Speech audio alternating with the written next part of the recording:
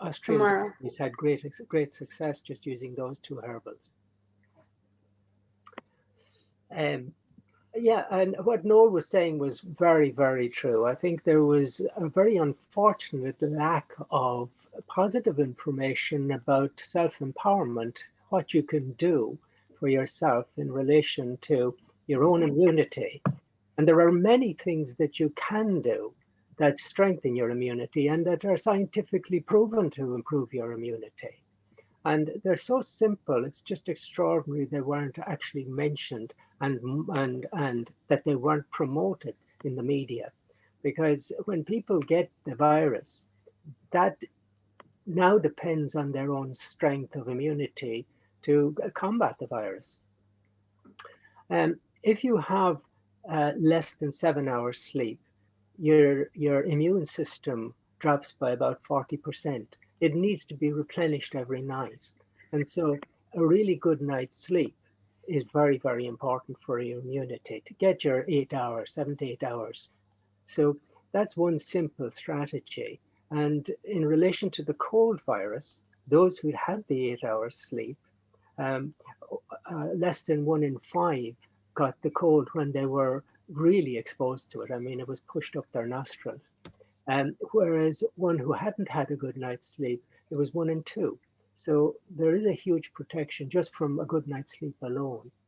There's a massive information gathering on the importance of your gut immune system, your gut microbiome, your bacteria in your gut, and how they actually monitor, they actually invigorate the immune system, and they maintain its proper function.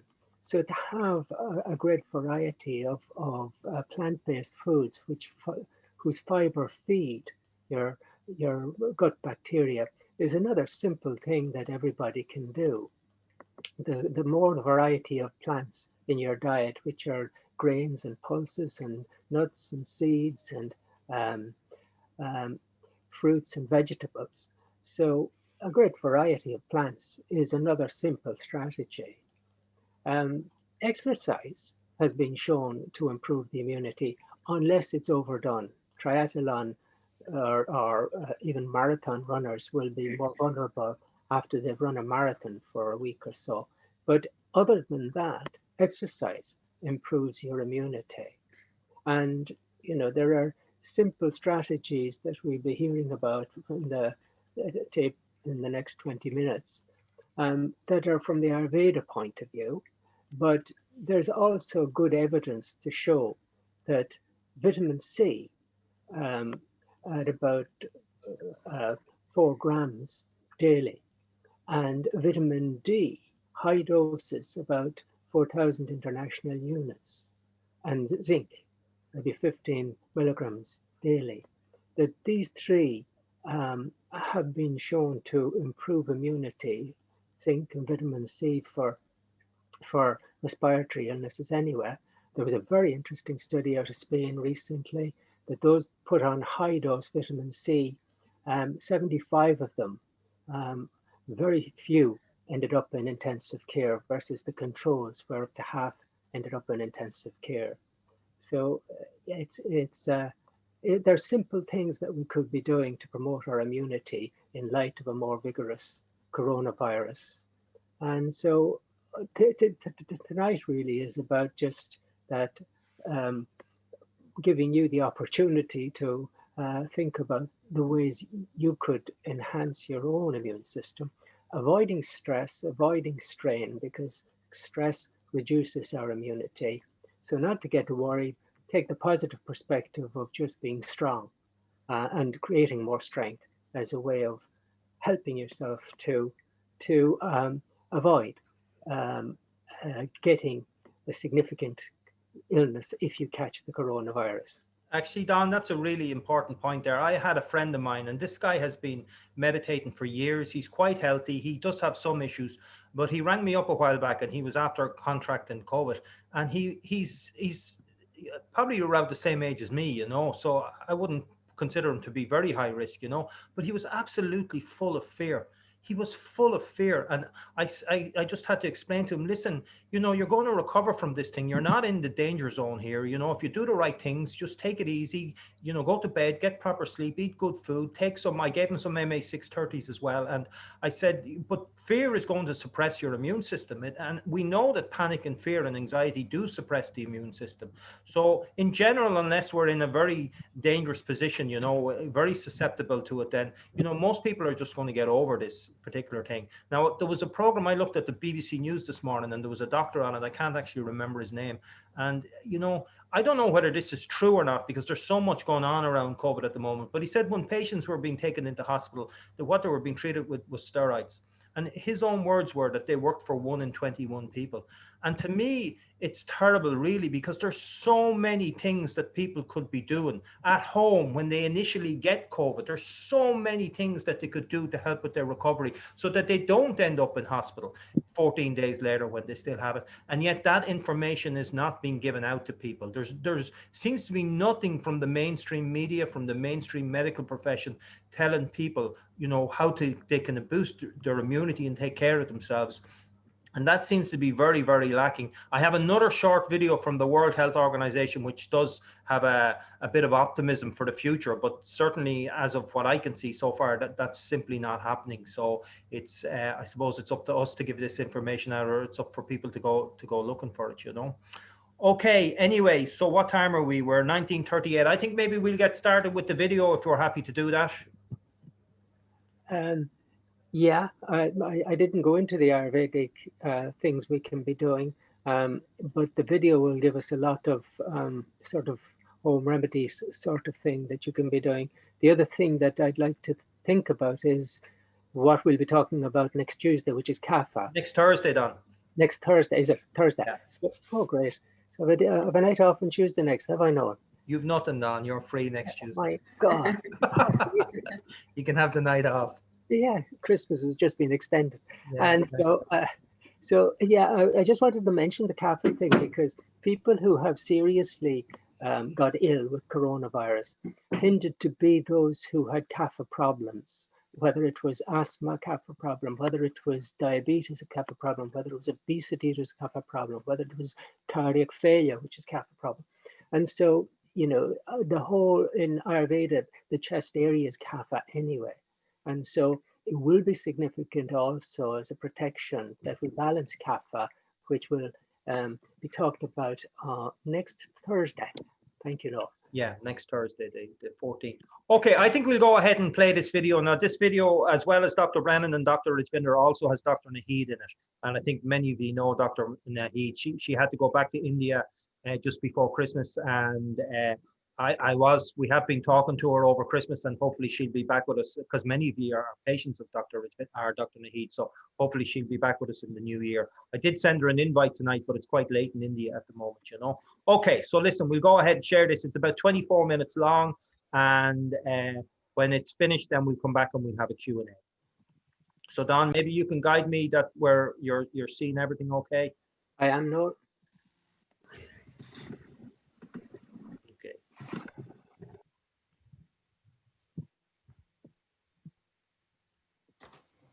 So we should be playing.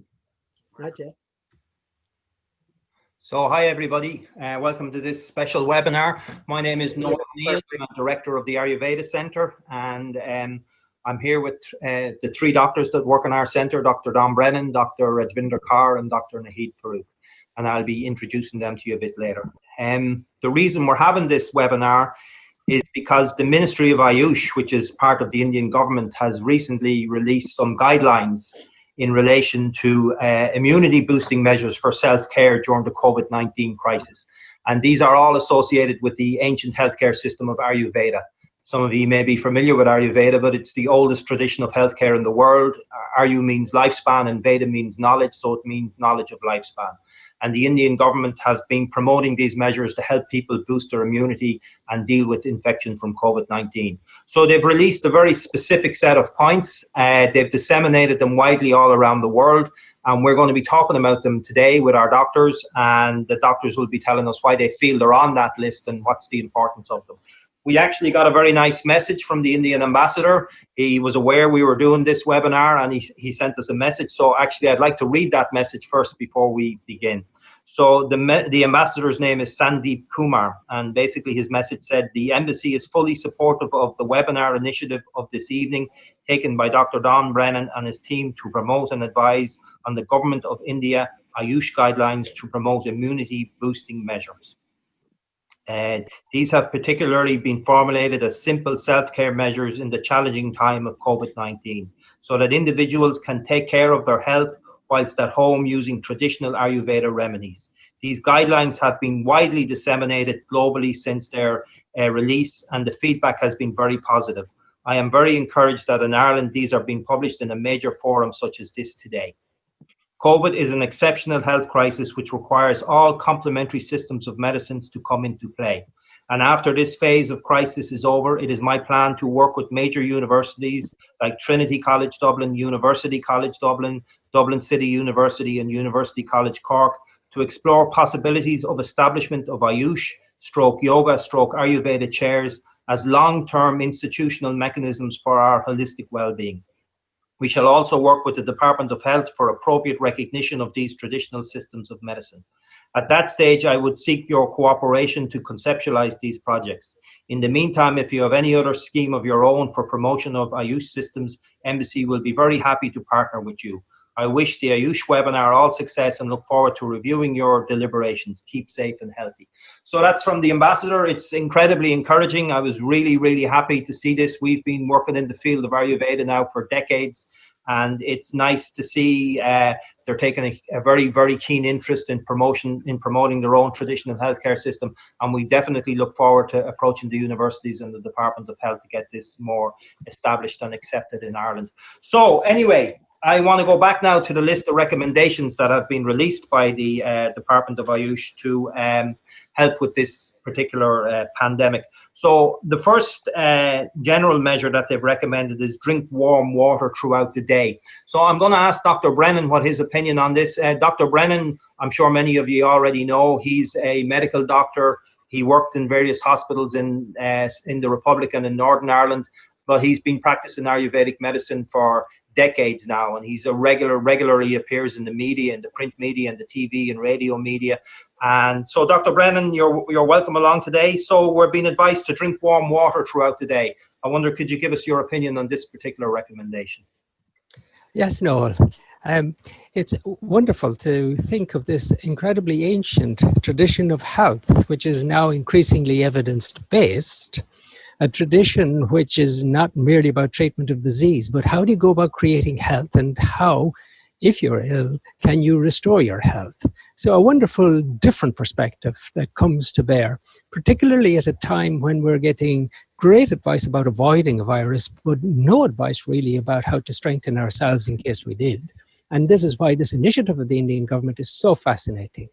Now, when decades ago, Maharishi Ayurveda was starting to be revived around the world, great Ayurvedic doctors from India toured the West and were appalled, basically, when they met us at the degree of toxins we had gathered in our tissues, and wondered what was the one thing that they could do which would help us. And so they remembered that one of the ancient texts has this advice: sip hot water often. So boiling the hot water in the morning, putting it in a flask and drinking it through the day, sipping it every hour, every half hour, every hour through the day. Have your other drinks as well. But in doing so, you're enlivening the whole digestive system, you're enlivening the liver functions, which tend to then clear the toxins from your body. And that is important for immunity. Okay, Dr. Brennan, that's very good. The second general point they've recommended is the daily practice of yoga, pranayama and meditation, some of which I'm sure people are familiar with, for at least 30 minutes a day. So again, Dr. Brennan, I'd like to ask you for your opinion on this. In the document, they mention the seasonal routines and the daily routines, what to do at what time. And particularly in this tradition, meditation is incredibly important because the intelligence which structures your body and enhances your immunity is innate within you. And when you do transcendental meditation, your mind quietens to stillness and awakens that incredible intelligence at the basis of the mind, which then is the intelligence that actually orchestrates and organizes the whole physiology. And the evidence is there that those who are doing the TM have higher immunity, they have higher white cell counts, and they end up in hospitals significantly less for respiratory problems. Also in the field of yoga, there's a lot of evidence to show that it's very useful for anxiety, which we're all exposed to in this pandemic. And so that would be very strengthening as well. Pranayama is a breathing exercise, a very simple breathing exercises, which are considered very helpful for the respiratory system as well as for general relaxation or invigoration of our system. So those three are very simple, but anybody can learn to do them and benefit in terms of their immunity and their strength. Okay. And I think it's, a lot of people nowadays are very familiar with yoga, and you can go onto YouTube and you'll see different classes that you can do there. The pranayama, the breathing exercise, actually we'll put something on our own YouTube channel with a demonstration of that. But it's very simple. It's very strengthening for the lungs. And obviously this particular condition affects the lungs. And meditation, I think the benefits of meditation are just becoming more and more accepted. So the third general benefit is the use of spices. And I'm just looking at the ones they've recommended here. They've recommended turmeric, cumin, coriander, and garlic, which nowadays are all available commonly available in the supermarket. So I'd like to ask Dr. Rajvinder maybe to comment on this. Dr. Rajvinder is an Ayurvedic doctor in India. The Ayurvedic course is a 6-year degree course. It's a Bachelor of Medicine, and you become an Ayurvedic doctor at the end of that. Dr. Rajvinder has lived in Ireland since 2007, and she's worked very, very closely with the Ayurveda Centre since then. So Dr. Rajvinder, maybe you'd like to comment on why these particular spices are being recommended? Thank you, Noel. Spices are part of Ayurveda tradition. In Ayurveda, digestion is a big part of your health. So to help your digestion to be working in order, these spices are advised because these spices has wonderful immuno-boosting properties and certain healing compounds in them that help not only for the immune system, but in general for the digestion and for the detox purpose. So that's why cumin, coriander, turmeric, and garlic, these 4 basic spices easily found in our kitchen, are recommended by the Ayush department to use. So they just to kind of help with the regular digestion, regular elimination, and keep the immune system healthy. Okay, and again, we have some videos on our YouTube channel where we cook some soups, we cook some meals, and we use these spices, maybe some other ones as well, but they're all there. So you can follow those recipes online if you choose to do so. So the next section after the general measures is Ayurvedic immunity promoting measures. And the first recommendation here is to take what's called Chyavanprash, which is not going to be too familiar to people in the West, really. So they recommend taking Chyavanprash in the morning, and they say diabetics should take sugar-free Chyavanprash. So Dr. Brennan, I'll go back to you. You're familiar with this product, so can you tell us a little bit about it?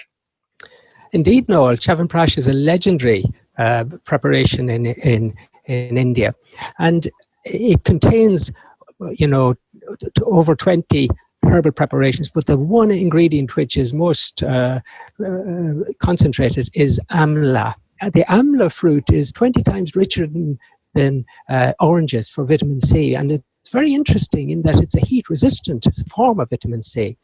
And what makes this so interesting is that in China during their pandemic they were using vitamin C in high doses for severely ill patients and concluding it was helpful, and there's some scientific research coming out about that.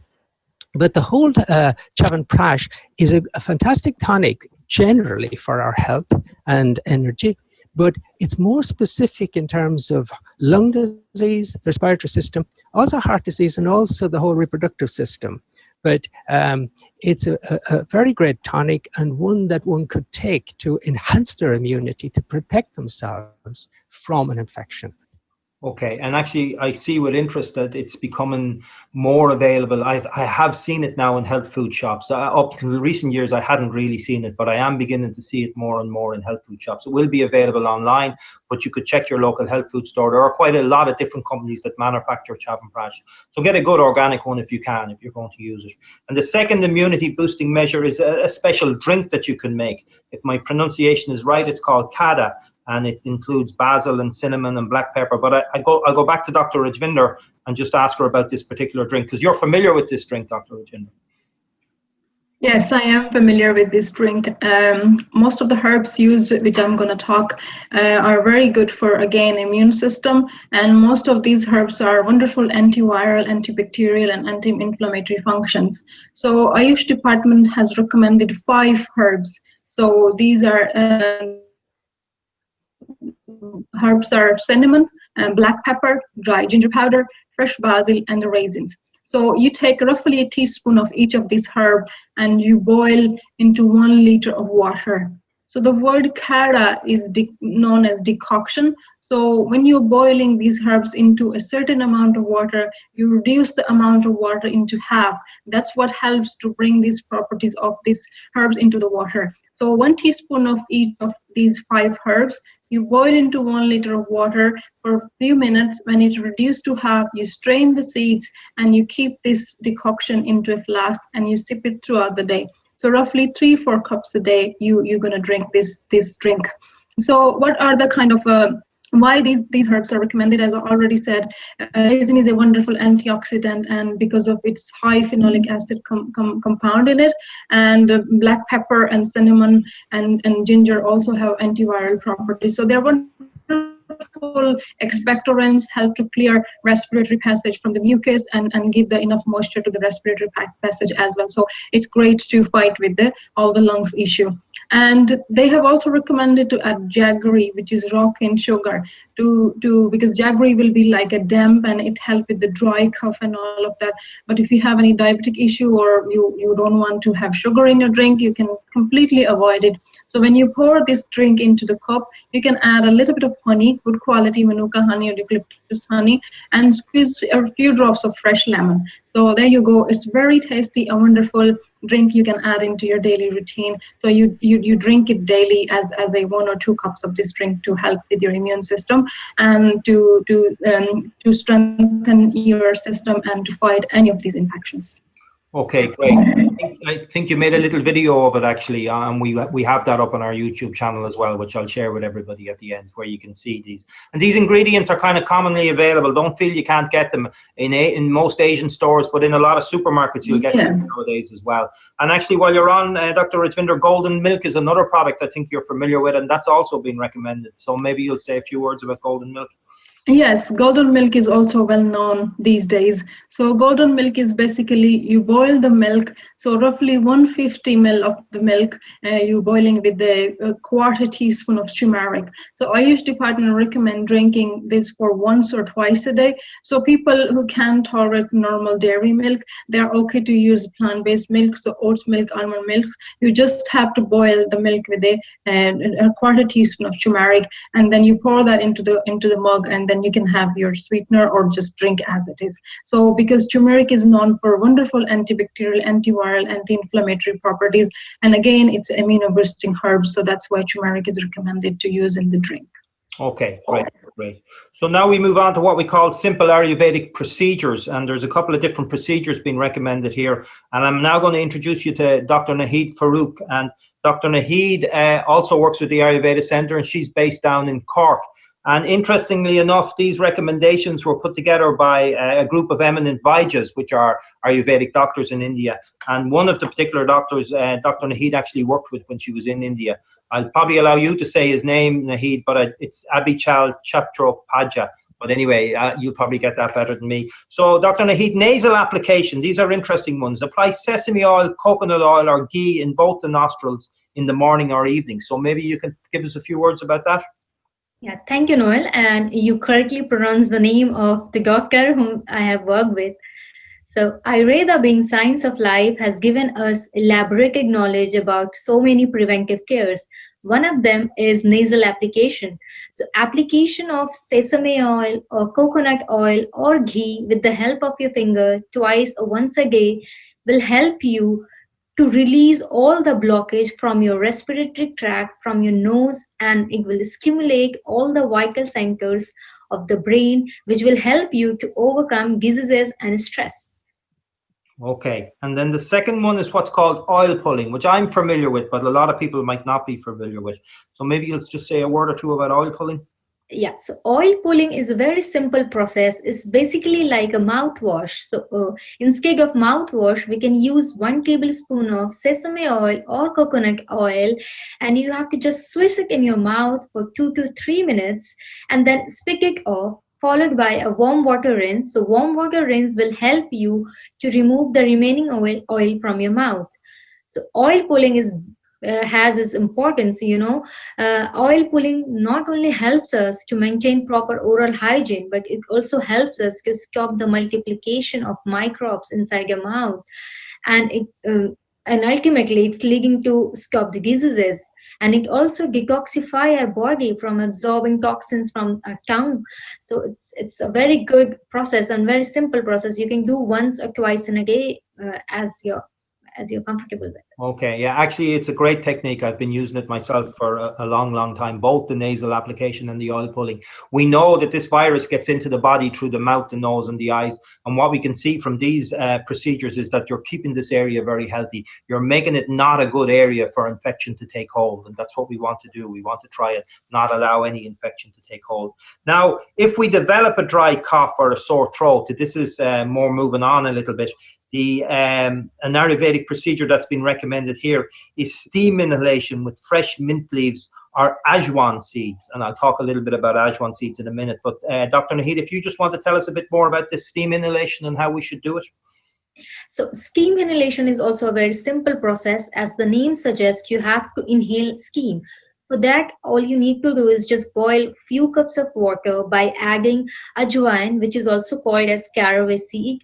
And ajwain seed is recommended because it is very good to resolve all those disorders which are associated with cough, cold, and inside your nose and inside your tongue, throat. And mint leaves will help you to release all those congestion, and it gives you a really soothing kind of effect. So just boil 1 tablespoon of caraway seeds or few mint leaves, and you can pour that water in a big bowl. Just wrap yourself around with a towel and inhale steam through your nose, and always exhale steam from your mouth. So there are some precautions which you have to take while you're inhaling steam. Is let your door and windows be covered. Do not get exposed to cold air, which may lead you to catch cough and cold further. And the benefits are amazing. It will help you to loosen the mucus which might have built up in your throat and in your respiratory tract. And it will also help to decongest, to release congestion from your nose and your throat. And the moist and warm steam will help you to relieve from the sore throat. Okay, yeah, no, I know a nurse, an Indian nurse working in the hospitals in Dublin, and every day she comes home, she does this with the ajwan seeds. Now, ajwan seeds people might not be over familiar with, but you will get them in an Asian store. And you may get them in other stores. You can buy them online. And that's what she does. She boils up the water. She puts the ajwan seed. She covers her head and she steams. And again, you're just cleaning up the whole passage area. You're making it not very suitable for pathogens to take hold. And it's a great, great thing. And it's a pity more people don't know about all these measures. And that's why we're doing this video, to make people aware that there are things that we can do to boost immunity and to deal with these things. And then the last thing that's been recommended is a clove powder mixed with natural sugar and honey to be taken 2 to 3 times a day in case of cough or throat irritation. So Dr. Nahid, I'll go back to you again on that one. Thank you. Clove is a very good herb. Clove is very good to release and to give us comfort from the cough. And clove is a very good appetizing and digestive herb. So it will also help you to increase our immunity. And honey has a very unique healing property. And honey also reduces the causative factor of cough production inside your body. So a mixture of clove and honey twice a day will help you to cut down your cough, and it will release your sore throat as well.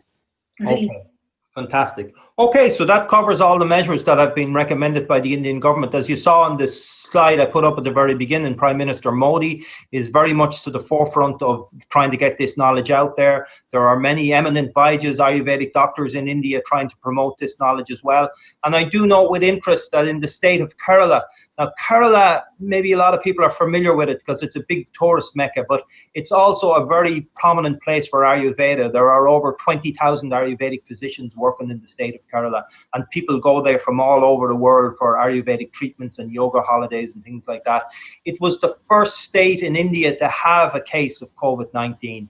And they were very, very quick to respond. And they did all the things that we do in the West. And we're not suggesting for a minute that those things aren't important. Washing your hands and social distancing are essential. These are also in the ancient Vedic texts about staying at home in times of pandemic. It's written in there thousands of years ago. So we absolutely follow these rules of social distancing and washing hands. And Kerala imposed quarantine. They locked people down. But they also very quickly started promoting Ayurvedic methods to deal with infection as well. And there was hundreds of thousands of what they call COVID-19 immunity boosting packs sent out to workers all around Kerala, particularly the frontline workers, the people who are putting themselves in danger, the people who are at higher risk, and the police and firefighters and all these people and elderly people. And these particular packs with Ayurvedic herbals in them, and a lot of the recommendations that were in here were told to people and given to people. And I just yesterday, now this is changing every day, but just yesterday I noted that in the state of Kerala, there's 37 million people live in Kerala, and some of them quite tightly packed in the main cities. There's been 4 deaths from COVID-19. And as of yesterday, there was not a single case of a person in hospital, not anybody in hospital suffering from COVID-19. Now, I know correlation does not imply causation, and there are many, many things that give rise to these things, but still it's very interesting to note that success that they've had there in combating this through the various different measures, and I've no doubt that Ayurveda played a huge role in that. Now, what I want to do now is we've gone through everything. I am going to share a screen where you can see our YouTube address so that you can download the videos that you talked about, and there'll be some contact details for us as well. But in the absence of any comments from any of our doctors, I think we're ready to conclude. So unless anybody else has anything to say. If there's any question around, if there's any question around these, any of the herbs you don't know, you don't understand, Noel is going to put contact for all of us. So feel free to contact if you want to clarify any point on this, these measures. Thank you. Yeah, we all 4 of us live in Ireland, not Dublin. Sorry, we all live in Ireland. I'm down in Drogheda at the moment, and Dr. Brennan is in Dublin, and Dr. Rajvinder is in Dublin, and Dr. Naheed is in Cork. And as I say, we've been involved in promoting Ayurveda in Ireland for well over 20 years at this stage. So people can feel free to email us. Ayurveda.ie is our web address, but I'm going to put that up on the screen now. So I'm going to say Namaste. Namaste is a traditional Indian blessing. I think we might be using it a lot more, seeing as we won't be shaking hands maybe for a while to come. Namaste means I bow to the divine in you, which is very nice. It's like Diagit, really, God be with you would be the Irish version of it. But anyway, so namaste to everybody. And as I say, I'll share the links, and please feel free to get in touch with us. And thanks for listening.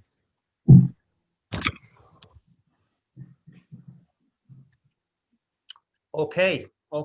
So very good. So we made that. I can't remember exactly what month, but it was quite a while back, And so actually, someone says, is there any update on Kerala statistics with COVID-19? Actually, there is, Roberta. I said I knew that was going to be on that, so I said I'd take a look at it again.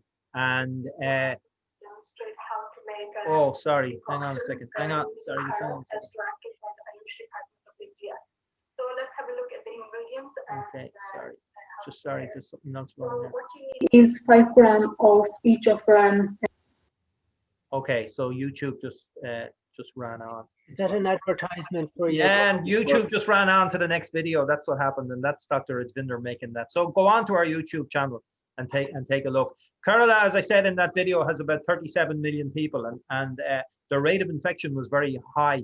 Their death rate, when I checked it yesterday, I think was a little over 3,000, which is probably, in comparison to what we are in Ireland, probably less than a 20th of what we are at the moment, So Yeah, but as I said, correlation does not imply causation, and there are people can play around with statistics for the end of the world, you know. So there are many reasons, but I would definitely like to think that the fact that people take an Ayurvedic lifestyle over there. Some other doctor I talked to over in Kerala said to me that one of the reasons why not so many people are dying is because a lot of the poor people have very robust immune systems because they don't have, you know, the luxuries that we have in the West, and they're not so obsessed with, you know, using cleaning agents and detergents and all these things. So right from a very young age, they're exposed to lots of pathogens and viruses. And what happens is that their immunity responds to that.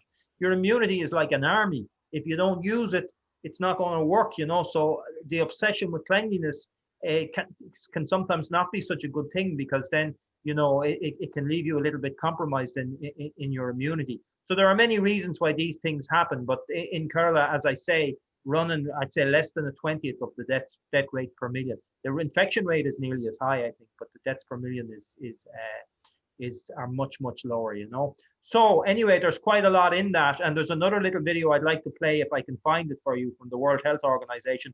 But maybe some questions have come in that our people have some questions that they'd like to ask, you know. So I'll hand over to the doctors. I don't know if you've been looking at the chats coming in. I don't know whether I should start with one of the last ones from Esther about the vaccine. Yeah, well, I'll just say something before you talk about the vaccine, Dan, because I just want people to be very aware that talking about vaccines and saying anything contrary to the perceived wisdom and the advice that's been given out there is dangerous for any medical profession nowadays. And you know, there's kind of a I don't know what it is. Like, it's just anybody that's saying anything that doesn't go with mainstream can find their career being very quickly brought to an end, nearly, you know. So I leave it up to the doctors themselves to decide what they want to do. I'm not a doctor. Nobody's going to remove me from any board, and I have my own opinions about these things as well. So whatever the doctors feel, if we want to skip vaccines altogether, that's okay with me. I have no problem with that. But if the doctors feel comfortable talking about them, then I'll leave it up to them, you know. First of all, there's the one that's available in Ireland at the moment, which is the Pfizer biotech vaccine. There's another one of a similar ilk coming, which is the Moderna vaccine, which is coming from America. And the third one that's on the way is the AstraZeneca Oxford one. Now, the first two are a unique new technology. What they do is in the laboratory, they chemically create what's called a messenger RNA. So now the DNA in every cell is responsible for all the proteins and all that emerges to develop the cell. So a part of the DNA unwinds. And when it does, chemicals line up and they sort of take the template from the DNA, and this then just detaches and becomes a messenger RNA. It goes out from the nucleus of the cell and it goes to the factory to create proteins. And it becomes then the template in that factory for that protein to be created. So now with these two new technology vaccines, the Moderna and the Pfizer, they've actually in the laboratory managed to put together chemically an RNA, just that messenger RNA. And so that now is wrapped in a little fatty globule, a tiny little particle, but it's just protected by being surrounded by fat, also created chemically in the laboratory. And this is the basis of the vaccine. But of course, you always in a vaccine have some other chemicals. Certainly in the Pfizer vaccine, there are two other chemicals to stabilize things in passing. So now, this is not genetically engineered, right? So people worry about this vaccine that it's genetically engineered, and it's not. But it is new technology. So the AstraZeneca, isn't actually genetically engineered vaccine, but it's one that has been genetically engineered and used over quite a few years, because they've used it to but basically what it is that the cold virus of an ape and they've genetically engineered to remove from that virus any possibility of becoming infectious. And in place of that part of the DNA of that ape virus, they put in whatever little gene they want to get into a person for whatever purpose. And in this purpose, they've put in the gene for the spike protein on the COVID. And so this is a technology that has been used and is being shown to be relatively safe, but it is a genetically engineered vaccine. Whatever vaccine that you have, once it's injected into muscle, some muscle cells take it up and then they actually start to replicate the proteins of the spike of the COVID virus. And this is what the purpose of the vaccine is. So they're replicating the protein now briefly, because the vaccine itself will quickly dissolve. And so in the meantime, these proteins that have been produced in the muscle cells provoke your immune system, who recognize them as foreign, and they start to create in the immune system a mechanism to destroy these proteins. And so that initial vaccine is suspected to give up to 50% protection. And then you have the second vaccine, which really annoys the immune system, and it definitely goes to work so that the next time it'll be ready. So that one increases the immune response. So the question that people are concerned about, are the vaccines safe? And the answer to that is nobody knows, simply because the normal process will be that you do studies in animals, and then you do a year to 2 years of safety studies in humans, and then you can start to go to market. That would be the normal, but we've had to curtail all of that and forget about the animal studies, straight into human studies. The human studies, should run for a year after the final vaccine. But the last people to get these vaccines in the trials, they're only a couple of months after getting them. So you can't say, therefore, that they've had the full range of testing. But what you can say is that the preliminary results, and this is what they're telling us, from the preliminary results, they seem to be safe. Now, the problem with this is that it's down to each of us now, because we now have a situation where we have this virus gone wild, and it seems to be quite a threat for some people's health. And we can be very concerned about catching COVID. And in that situation, we just weigh up the odds and we feel, my God, give me the vaccine because it appears to be safe. But other people might take a different point of view in saying, well, you can't actually guarantee me that it's going to be absolutely safe. And I'd be more worried about the vaccine than the virus. And those people will have to, again, do a very detailed analysis themselves and make up their own minds. What my own feeling will be is I will delay getting this vaccine as long as I can, because the longer I delay, the more millions of people will have taken it, and the more guarantee I'll have that any obvious problems will have emerged. But if I was vulnerable, I probably would go ahead and take it now. Do you know what I mean? So I can only give you that as a personal perspective. It's not a problem in terms of, some people worry that being genetically engineered, that it'll sort of get into our own DNA and start to create genetic problems for us.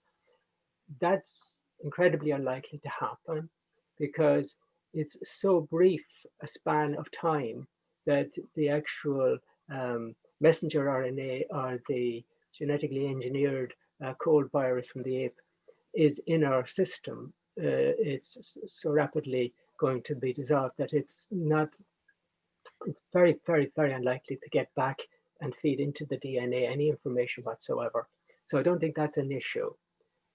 The issue sometimes with vaccines is the chemicals which they come with. And we had that with the swine flu vaccine, where one of the ingredients to stabilize the vaccine caused narcolepsy for children. And 20 children in Ireland suffered narcolepsy from that vaccine. So this is the problem. We'll never fully know until the vaccine rolls out. But the longer it goes on without problems, the more confident I would be in the safety of it. And what about traditional vaccines, Don, where they give you a little bit of an inactive part of the virus? Is there an option to take one of them? Is that coming along as well? I think, in a sense, I think the Oxford vaccine is more like a traditional one. And from an Ayurveda point of view, if you're going to get a vaccine, what I would suggest strongly is that you take something to strengthen your immune system. Because the stronger your immune system, the more of a reaction you will have to the vaccine in terms of producing immunity. And if you have a very weak immune system, it'll barely rise to the challenge and you won't get that much protection from the vaccine. So also, you're strengthening your immune system in order that you don't have any side effects of temperatures or whatever with the vaccine. So that's where I would use the Amrit Kalash, which is probably the most potent of the immune tonics. And I would use it for a few weeks before and a few weeks after.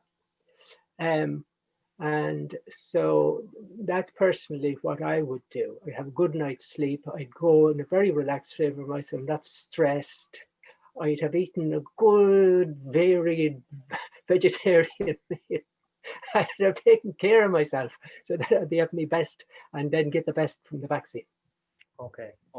So I think actually the point that you made there, everybody has to make their own decision on this and get their own information on it and make up their minds whether they want to take it. I did read another article today and they were saying because the vaccines are injected into the muscles that they don't actually, the virus tends to start off in the nose and that's where it begins to replicate. And that's where you shed it as well. That's where you pass it on to people. And that's why they're saying that even if you take the vaccine, doesn't mean you can't spread the virus on, because even though you get an immune system within the muscle systems and all that, doesn't necessarily mean that will happen within the nose straight away either. So even when you take the vaccine, even when you get the vaccine, you still have the ability to pass on the virus to other people. So I'm not sure how that works out in relation to herd immunity, the idea of having herd immunity, because I presume if you're still able to pass it on, maybe that doesn't work so well. But that's interesting as well, because Ayurveda, a lot of those recommendations are working on the nostrils and keeping that area very, very clean. And what I would say to people at the moment is a lot of our people take MP16, the nasal oil. We don't have any of it at the moment. It's not on our website. We have it ordered in and we're hoping to have it here soon, by next week, hopefully. In the meantime, use sesame oil or use ghee. Just put some sesame oil and just put it in your nostrils, or use ghee. And that's a great thing for keeping that whole area clean, No, there's a few questions there. Does the AstraZeneca get inside the cells like the Pfizer Moderna vaccines? Well, yes, they do actually. It has to be that the muscle cells take it up so that they get into the endoplasmic reticulum of the cell, so the cell starts to produce the proteins that create this, that are on the spike of the coronavirus. So yes, they have to get into the cells for that purpose. And it's hard to know which of them is best, actually. Somebody's saying that the AstraZeneca is best. It's better in the sense that there's more of a history with its use, and in that sense we're more at ease about taking it. But it could be that the others are more protective. All of that is to unfold. And would there be issues with someone with a heart condition and on pharma tablets? Their immunity is already compromised. Well, it's the same situation, because those people probably need more protection from coronavirus and therefore more prone to want to have the vaccine. But they can also at the same time do things to support their immunity so they get a better result from the vaccine. Do the vaccine use mercury stabilizers? Well, mercury now has got such a bad press that the pharmaceutical industry has backed off from using it as a stabilizer, so it uses other chemicals. And that's the problem sometimes, that these are novel and their effects are not fully known. how about the vaccine? How about the cells getting confused and starting to produce antibodies against healthy cells? Well, that's what happens with autoimmune diseases, and there doesn't seem to have been any indications of that in the research so far done in the preliminary results. But certainly, it doesn't seem to be a huge problem with other vaccines. And the tonic was called Amrit Kalash, or somebody wrote it. Good for you. And speaking about the immune system going into overdrive, that situation is generally an immune situation, and that's the cause of so many chronic diseases. And sometime we'll talk about digestion and AMA and OGES. Noel, somebody was interested, had just started and heard about this as the first contact with us.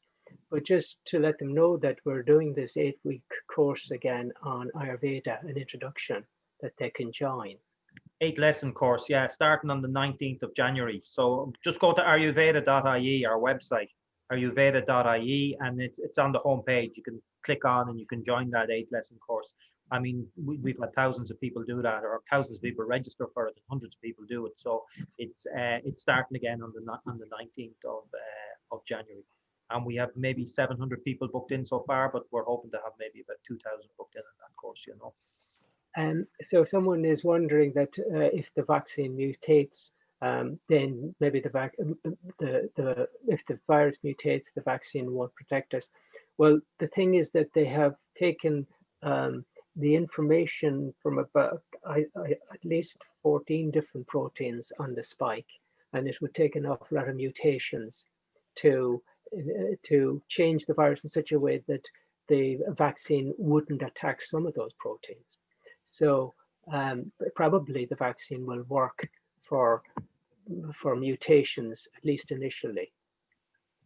People are asking about the drink. I think some of it wasn't clear or too fast. Well, I have made the video on the YouTube channel, how to prepare that drink. So you can watch it on the YouTube if you have missed some of the information on the talk. So our YouTube channel is just youtube.com/Ayurveda Center. So just Ayurveda Center, and people should subscribe to that channel. We do have a lot of people subscribe to it, but then we've lots of videos on that, lots of really interesting videos on that. The cookery videos and the tea videos and the COVID webinar, the COVID thing that you saw is up there, so you can watch it again on that.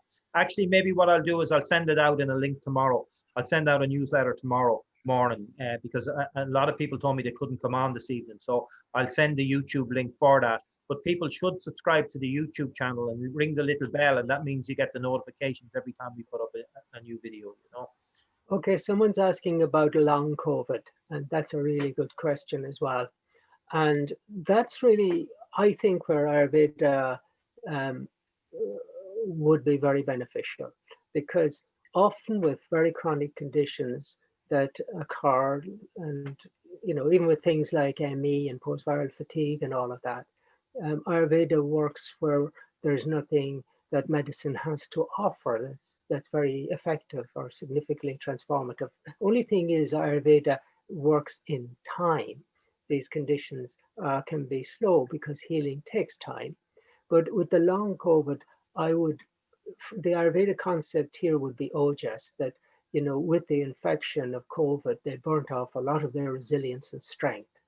And Ayurveda would go about gradually restoring that resilience and strength through the lifestyle, through the dietary regimes, through the use of the herbs, through the use of meditations, massage, yoga. So it's a rebuild program, and but it could take some weeks to see benefits. It could take a few months to get back to normal. But and if long COVID is going on for a year or more, it does seem for some it's going on up to a year now. So Ayurveda would be helpful, and that is the basic answer. Someone asked a question, I can't find it there. They asked about the supplements that we sell. Are they tested for heavy metals and all that? So we sell a very limited range of supplements. We just tend to sell Maharishi Ayurveda supplements. And the reason we do that is because they're all rigorously tested. They are certified by many different bodies, and they're tested both in Europe and in India So, you know, that is a big problem with product coming out of India, or it can be a problem, because things like lead and mercury are actually used in some of their herbal preparations over there. They have different laws in relation to those things. Now, they're treated first, they're burnt into plasmas and things like that, but nonetheless, that's not acceptable in the West. So, so it's very important that what we sell is very pure, and there are very specific limits to the amount of, like, lead is in practically everything. Any food you buy or whatever, there'll be so many parts per million, because it's a naturally occurring thing. So is arsenic, so is mercury. So there are laws governing the amount that can be in any particular, the parts per million.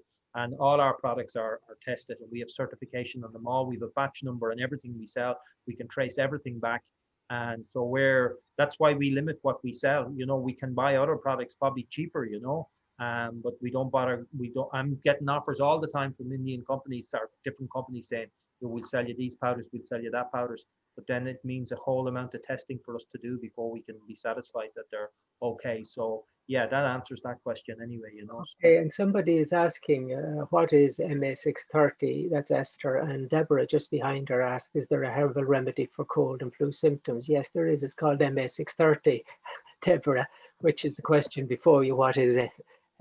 Just to add into that, somebody was saying about the chiraita. So that's the one of the ingredient of MA630, and that's the herb that would be, if an Ayurveda will be given for malaria and COVID and all those viral stuff. Yeah. So if anybody actually has COVID, then MA630 immediately. Yeah. And I would take a tablet at least 4 times a day, and I would take it with honey. I would take it on an empty stomach. That was something that I nearly have in my cabinet just in case I caught it. Yeah, actually, that's a great point that you made, because I did have someone on from the UK yesterday, and their brother had caught COVID, and they wanted MA630, and they wanted it today. So they wanted me to, and I couldn't make them any promises because the delivery at the moment is all over the place, you know. So I just said, all I can do is put it in the post, express post, or send it to a courier, but I can't guarantee you'll have it the next day. And actually, the likelihood is that you won't, because everything is so confused and delayed at the moment, between Brexit, between the pandemic, and between all the Christmas rush that's been filled up now. So, but yeah, MA630, it's quite an expensive herb as well, though. That's the only other thing about it as well. But yeah. Alina is very worried about a strong cytokine storm as a result of strengthening the immune system, and this is the inevitable dilemma you come against again and again when you come to an ancient tradition from a modern medicine perspective. Modern medicine is very, very specific about one cause, one treatment, and Ayurveda is very global, seeing this as a huge ecosystem. So the herbs that we take are like ecosystems, and they merge because of tradition of thousands of years. It's weeded out, I suppose, those that don't suit. And so these herbals, they don't create problems generally. They have a holistic integrating effect. So you don't get the sort of side effect profile you might get from modern medicine. So I don't think you have a worry about developing a cytokine storm with these herbals. So Rosemary Meany, it looks like, maybe I don't have the first name right. She said she watched the video on how to make ghee, you know, which we recommend as a cooking oil, and she said it was absolutely brilliant. So again, that's a video Dr. Rajvinder made, and it's on our YouTube channel. And she's also asking about the supplements, those vitamins available on our website. Yeah, vitamin C is there and vitamin D is there. We don't have zinc, but we have others too. We use food state supplements wherever we can, and most supplements you buy in the shop are chemical compounds. They're synthetic, they're made from petroleum, ascorbic acid, whatever you happen to call it, different things. And most vitamins are made in factories in China. We use, what's the brand we use again, Dr. Brennan? Cytoplan. Cytoplan, yeah, sorry, it just escaped my mind there for a moment. Cytoplan, and they use food state supplements wherever they can, you know. How long do you need to take MA630 for if you get COVID symptoms? You need to take it while you have the symptoms and for at least a few days after they've settled.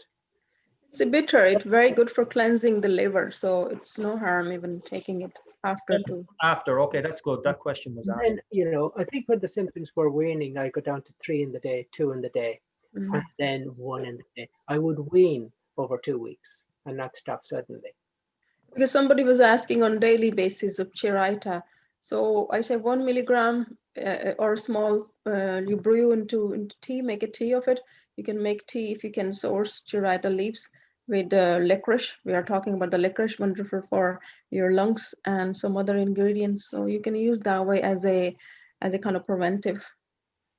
But yeah, if you're using 630, then 1 tablet as a prevention, and there'll be high dose if the symptoms are there. Maria Burke asked, how do you put oil in the nose? Well, Maria, we have a little dispenser that the MP16 oil comes in. We don't have any of them in stock at the moment, and we have a refill for that, which is great for putting it up.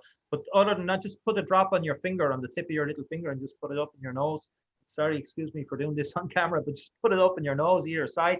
Close your nose, inhale it back in, bring it back in, get it in far, and then spit out the phlegm. So if there is any phlegm, and just, you know, just that's all you do. You just have to don't be too delicate about it. Just get it into your nose and just inhale it back in and clean that whole area out, you know. Just one little thing about that though, if you put too much oil up your nose and you bring it back down to your throat, it could slightly irritate. So in that case, if your throat's getting a little bit sore after you do this, it's because you're using too much oil. You need just a drop for that purpose. Just a little drop, yeah. So there were other questions that came along about Deborah's nuts and seeds, how to make them digestible. For nuts, soaking them in water overnight is one way of doing it. And for seeds, milling them, making them into a powder in a coffee grinder. That makes them a lot easier to digest. Or, you know, with seeds, sometimes you gently roast them to make them more digestible. Deirdre, how to boil the water. Ideally, when you're using sipping hot water, often you boil it for about 10 minutes and then put it into a flask and sip it through the day.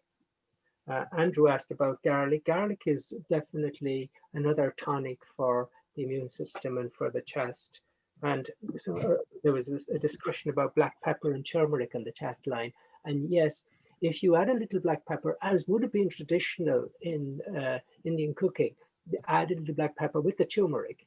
It just has to be a touch, you know, even 1/15 of what quantity of turmeric is there, but it's sufficient to increase the absorption of the active principle in turmeric by up to 2,000 times. It's incredible. So it's just, this is the wisdom of the tradition, how you combine things so that you get a synergistic effect, to get far more than you might from an individual herb. So that's the idea with black pepper. Dennis Farrell, just sorry, Don, to interrupt you there. It's just a nice comment there. I've been using the little nasal applicator, which I got from you before Christmas, Noel, and it has worked wonders for my sinuses. Thank you. So there's someone that little nasi oil we spoke about. Okay, and Deirdre is wondering about oil pulling and mercury fillings and wondering about getting her mercury fillings removed. Deirdre, while your mercury fillings are stable, leave them alone. They're only a problem if the filling starts to leak. And that generally happens as they get older. And in that situation, you know, you're best now to have the mercury filling removed, but you're probably wise if you can find a dentist who's into more natural dentistry, who are aware of the effects. It's the fumes of the mercury from the drilling, and it's the fact that you could be swallowing. So in that situation, he's very, very powerful suction. And you know he's aware of the dangers when you see him wearing a mask as he's doing it. Ronja Flannery asked a nice question there. Are most herbs suggested and supplements safe to take when breastfeeding? Well, Amrit Kalash is fine. Yes. And depends on how, if the baby is few months old, then small dose of MS630. But other than that, licorice, ashwagandha, they are fine. So some of the herbs are the thing, we would actually use that route to heal the baby. You know, if the baby was having problems, we give the mother the herb so the baby got it in the milk so the baby would heal. Yeah, baby 6 month old, so perfect. That's fine. Yeah. And again, I always say these on these talks, you know, we're giving out advice here, but in some ways we're not really advising people to self-medicate. So if you do have serious concerns, or you do have an issue, or you do have an illness that you're concerned about, fine, you can pick up little things to use here, but there's nothing beats a consultation with a doctor, because then it's a one-to-one personal consultation addressing your concerns, your nature. Are you Vata? Are you Pitta? Are you Kapha? You know, what's going on in your life? All these things will be covered by the doctor, and then a proper program will be put together for you. Now, the doctors are not meeting people in person at the moment because they can't for safety reasons, but they're doing consultations on Zoom and on WhatsApp, and you know, all the details about how to get in touch with the doctors are on our website, ayurveda.ie. So that's what I would recommend to people if you're really interested in taking Ayurveda further, is to get a consultation, you know. iPhone 2, would you recommend to take 6:30 after COVID as well? And 6:30 would be while you have the illness, basically, or if you had a bad flu, you know. But no, I think it would be the Amrit Kalash or the Chyavanprash as a prevention to take, or as a recovery afterwards. Yeah, and we have plenty of Chyavanprash in stock. We've plenty of Amrit Kalash as well in stock, you know. So we did both of them. We don't have the nasal oil, as I said. We've had supply issues recently, as you can imagine, with everything going on. But we have plenty of Amrit Kalash and Chyavanprash in stock as well, you know. I think somebody asked some question about Sitopaladi. I missed it. So Sitopaladi with honey is for the dry cough. There was a question on it. I can't find How it. to take it, I think, was the question. Yeah, so you mix it with honey and a little bit of warm water, and just make a little paste and just put it in your mouth and sip hot water on it. It's easy enough to take. It's hard to take on its own. You have to mix it with honey too, because it's mainly for dry cough. Someone asked what the code for MA630 is in the UK. Well, it's MA630, but I'm not sure they have any of it at the moment, you know. And yeah, because some people from the UK have been on to me about getting it, but it's, I don't know it under any other name other than MA6. Well, MA is MP6. MP6 powder could be used instead of if you are struggling to find it. MP6 has that ingredient in it. Okay. That would be maybe half teaspoonful after a meal with. Yeah, it's very bitter, so you have to be very, yeah. Yeah, so yeah, that is in the powder form. It's not in the tablet. But again, you can add honey and roll into a little tablet. So it shouldn't be a problem. Okay, I also wanted to say something. We're getting very close to the end here. I also wanted to say something like Ayurveda is not the only tradition of medicine that's been used in the battle against COVID. And very, very early on in this, way back last April or so, the Chinese government were promoting Chinese medicine, and they were using Chinese medicine in the medical system, in the hospitals, as part of the treatment for patients with COVID. And they were giving them, people were being fed a soup, a particular soup that had lots of licorice and lots of other herbs in it. And they were very, very enthusiastic about its use in helping people to recover from COVID and not go on to the next stage.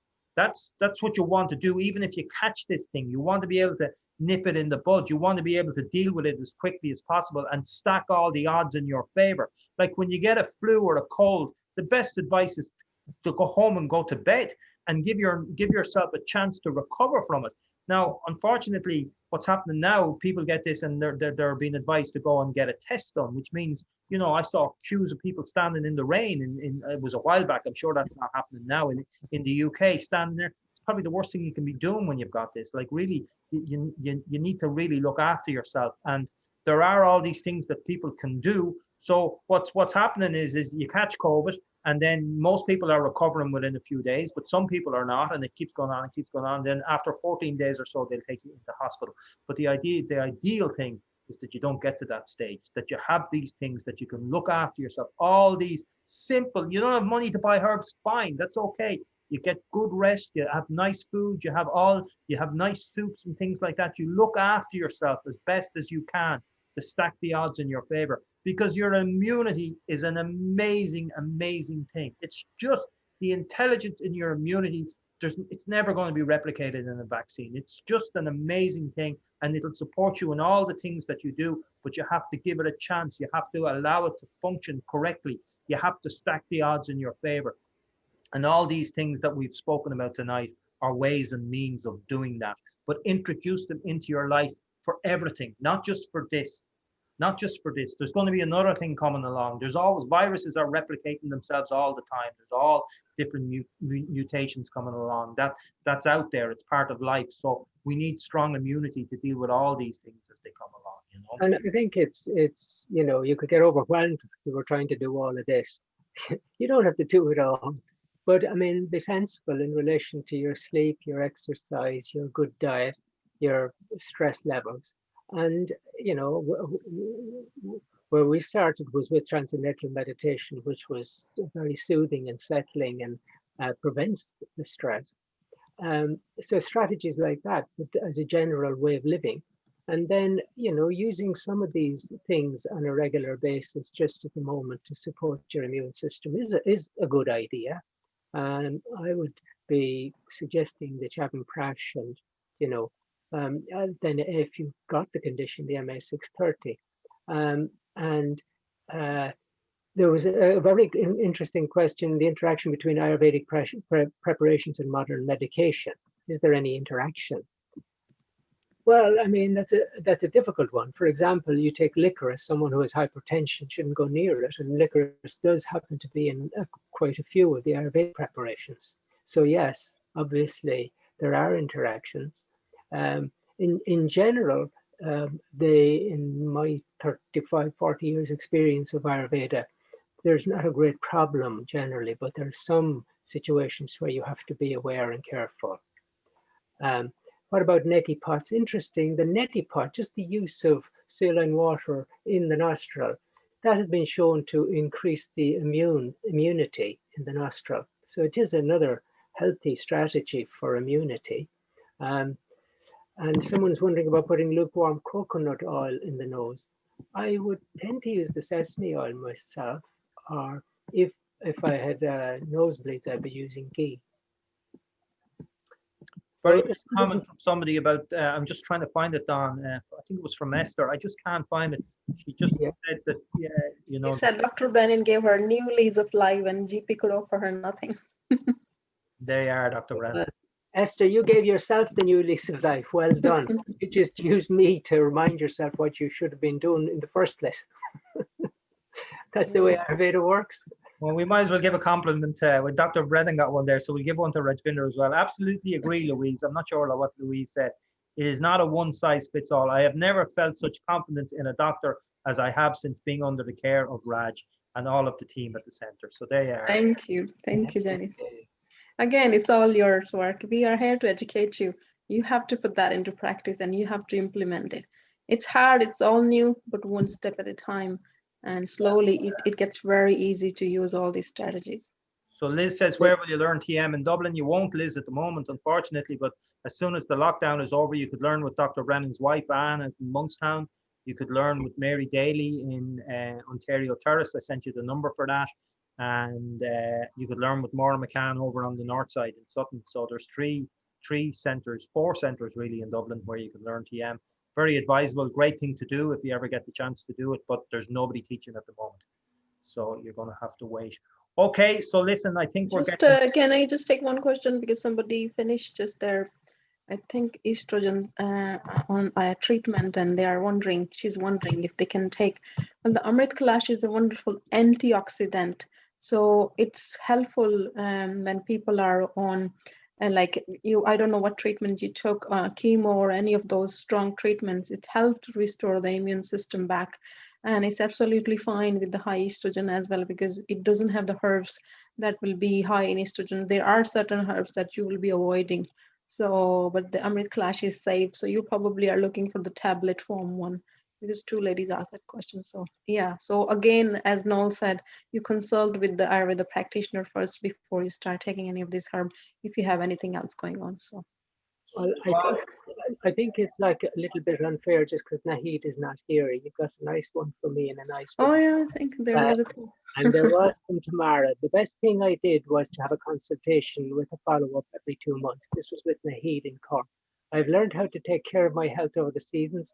I've had home panchakarma and cleanses. I have been given a lovely daily routine. My health has improved immensely and my consciousness is growing by the day. It has been a wonderful, life-changing experience, and it all started with this course. Deeply grateful. Tamara, thank you for that. Yeah. And there's one for Anne as well now. You have to read that for your wife. Where's the one for Anne? It's from Lane. It's from Lainey. She said she just learned TM from Dr. Brennan's wife, and she said it's absolutely wonderful. Ah, very nice, very nice. Yeah, Thank my you. wife. Yeah, my wife is absolutely wonderful. That's true. Yeah, so you are. So Rob asked, do you promote breath work like And breathing she did techniques it online. She's teaching online, just to mention. with the app? Yeah. Do you promote breath work like breathing techniques from yoga, Ayurvedic tradition? Yeah, absolutely. I mean, there's no Ayurveda and yoga, they're the same tradition. There's no distinction. They're exactly the same tradition. So pranayama, we mentioned it in the little video there. Pranayama techniques are very good for strengthening the lungs and for calming you down from anxiety as well. So yes, we do. I think we all teach them as well. We teach them to people. You can learn them on YouTube as well. You can go on and there'll be different videos there. So listen, I think we'll bring it to an end here, Yogasta Koro Kamani, exactly. And people give compliment about Noel all the time. He gets lots of good email for himself. Even one of my patients today was saying he is really good at wrapping up everything together, and so he's the, I say, the catalyst, or he's very good. Well, thanks Noel for putting this for today as well. Let me in there, Raj. I'm getting lots of little comments coming in. Well done, Noel, as well. Okay, everybody. So listen, that was great. I mean, that's a great start to the year. We had 360 people on the call at the beginning of this. Every cloud has a silver lining, and one thing COVID has brought us is a huge interest in alternative treatments and natural treatments. And as I said, we've had about 8,000 people register for our courses. We've run 7 courses so far. We're starting our 8th one next week.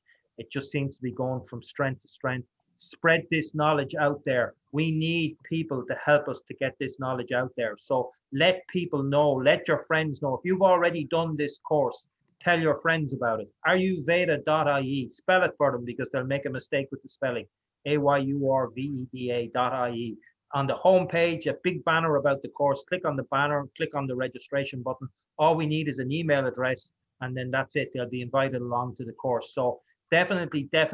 Actually, I'm going to do a poster up about it as well. I'm not sure in these days that there's much point in doing a poster, but I'm going to put one in the local shopping center anyway. So if anybody would like a color poster, given information, you can put it up in your workplace, or you can, put it up somewhere on a notice board somewhere. People are not supposed to be going out so much, but people still go out for shopping. So there's going to be thousands, millions of people locked down over the next month. In Ireland, everybody's going to be locked down. In the UK, it looks pretty much the same. So what better way to use your time than to do an Ayurveda course with the wonderful doctors that we have? So definitely tell your friends about it. If you'd like a copy of that poster, send me an email, noel@ayurveda.ie, and I'll send you out the poster. Is tonight's seminar going to be on our YouTube channel? It certainly is going to be on our YouTube channel. I'll send you the link tomorrow, but please subscribe to our channel so that you're automatically informed of these courses. And on our Facebook page, Ayurveda Center, again, people have written beautiful comments about the courses, and that encourages other people to do the courses. It's free. The course is free. The 8-lesson course is free. So we should be getting, we do want thousands, but we want hundreds of thousands. We want tens of thousands of people. It doesn't matter. On Zoom, I can be speaking to 1 million people or 100 people. It's the same thing, So we want as many people as possible to come along. So a big thank you to the doctors for coming along. A big thank you to everybody that came along this evening. We wish you all a very, very happy and healthy 2021. Hopefully we'll be out of the woods with this thing in the next few months. But as I say, keep your immunity strong, because you need a strong immunity for everything that life is going to bring along to you, So unless any of the doctors have any concluding words. Thanks for France there. That was lovely. Thank you, France, for saying thanks. And I just wanted to say, go on tm.ie, www.tm.ie. You just look up the website and you'll find out about it there. The training with the app is that you in person learn, and then all the other sessions are done on the app. So have I got the website right, Noel? tm-org, I think. .org, tm-ireland.org or tm-uk.org. Yeah. Someone is suggesting we put those posters up in the hospital. I'd like that. It'd be a great idea. I'm not sure how long they'd last. But well, if you'd even use the vitamin C or the zinc in the hospital, I would be feel so sorry for I was watching the BBC News today, and the frontline workers, oh my God, the pressure that those people are under is just, and the love that they have for the patients and just there, but they're under so much pressure and so much stress, and there's none of this knowledge being used, none of it being used in the hospital system. And you know, even I know in the UK there's a big effort on to get the frontline workers taught transcendental meditation, to offer it to them, you know, because I mean, the stress that these people must be under is just incredible. And to have something like TM to be able to go home and meditate and have some coping mechanism of dealing with it. So, yeah, I mean, I'd actually, I've taught lots of nurses and doctors transcendental meditation, and, you know, they have reaped the benefits from it, but I'm not sure how widely mainstream it's accepted. And I don't think they'd even let me into the Lourdes Hospital in Drogheda with a poster at the moment. But anyway, if you do know nurses, or you do know doctors, or you do know anybody that works in the front line or works in healthcare, then tell them about this course. Tell them about this course and let them know about it, you know, because the World Health Organization has come out and said that traditional medicines are not being given the credence that they deserve. I have a little video on that. I was going to play it, but I won't play it now. But the Director General of the World Health Organization, and in an interview with Modi, the Prime Minister of India, said, yes, we are not taking enough credence. We're not given enough respect and enough time to traditional systems of medicine. And that's, from what I can see, that's absolutely true. But look, if the mainstream people won't give it, then we'll just go in at the grassroots and people will pass it from one person to another, from one person to another. And then that's going to help, you know, get that knowledge out there, you know. Whereabouts is the course on the website? Can't seem to find it. On the homepage of the website, the opening banner is free online course. Just click on that. Maybe if you're looking at it on a phone, it's not going to come up. So go to a computer and look at it. And just, it says free online course, and there's a picture of the three doctors. Click on that banner, and then it brings you into all the course details where you can subscribe, you know. Any discount for products, Jacinta? I'll have a think about that tonight, Jacinta, and maybe there'll be a surprise in your email. Good on you, Jacinta. Yeah, so don't buy anything tonight. Let me have a think about that. And maybe we'll use the voucher code. Will be all on the back foot there now. Okay, everybody. So listen, fantastic. Thanks a million for coming along. Still 291 people on. I see Rowena is there. So how are you? Good to see you back on. Welcome to Ali from Canada. Lovely to see you there tonight. Yeah, Ali sent me a lovely card, Ali. Thanks very much for the card. It was very nice. Actually, it was for all the doctors. I forgot to mention it to you. But anyway, Ali sent you all. That's a different Ali. Oh, is it a different Ali? Oh, that's a one more Ali here. She's wondering. She didn't send any card. Oh, okay, it's a different. Oh, that's you. That's you. Okay. Okay. So Ali was the one who sang, yeah. First Noel. Oh, First Noel from Canada. That Ali. Okay, so that's a different Ali. Okay, so we're on again next Thursday, another free webinar, change of season, to do with kapha. Kapha is all to do with immunity as well anyway. So it's going to be a lot of great information on that. I'll send out the link to that next Thursday morning. So, and then our new course is starting on the 19th, on Tuesday, the 19th of January. So lots and lots happening. We have a load of webinars lined up to do. Dr. Brennan has given me, we're going to be doing one on lifestyle medicine fairly soon. Dr. Rajvinder is doing one on mental health and, you know, emotions and all of those things as well. We're going to do some more cookery courses as well. So we've lots and lots of things lined up for this year. So stay in touch with us. Keep an eye on your emails. Namaste, everybody. A big thank you to our doctors for coming along. And we'll see you all very, very soon. And look out for the email tomorrow. We'll post this on YouTube. I'll send you the link. There might be a discount voucher in there. You never know. And okay, so we'll all talk soon. So bye-bye, everybody. Thank you. Bye-bye. Coming along. Take care. Bye-bye. Bye-bye. Bye-bye. Take care.